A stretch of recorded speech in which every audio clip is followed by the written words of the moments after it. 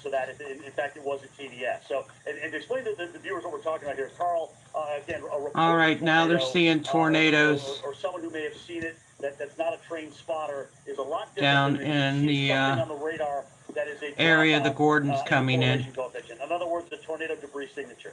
You have a lot more confidence as a radar forecaster to say, hey, we have something that's on the ground. We've got debris in the air. We can see it on the radar. Yeah. And again, Carl's not saying that's what it was. That was just my misinterpretation.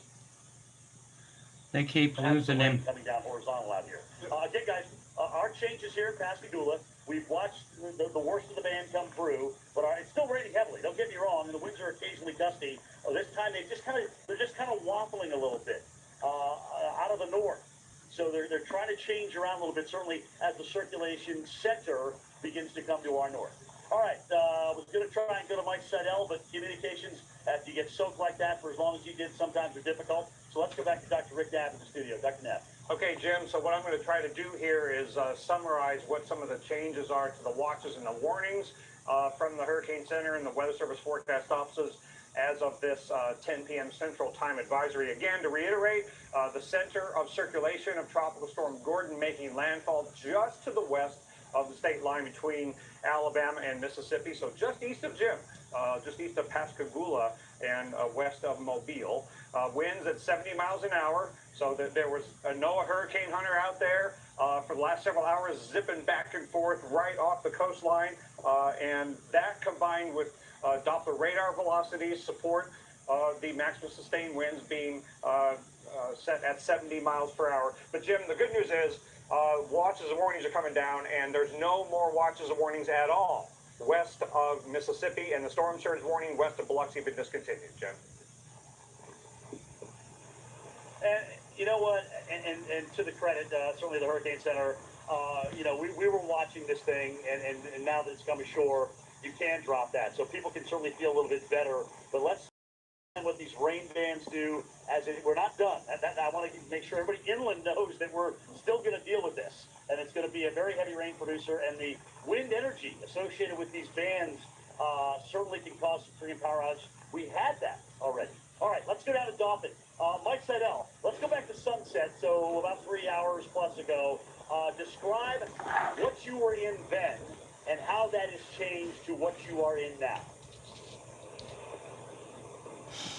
Yeah, a big change, as I mentioned earlier, Jim. The rain had shut down about 45 minutes ago. It just ended.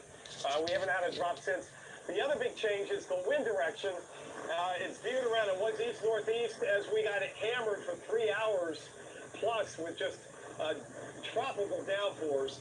Now the winds are more around to the southeast coming in from the Gulf, so that's going to pile the water up on the beach side, the south side of Dauphin Island.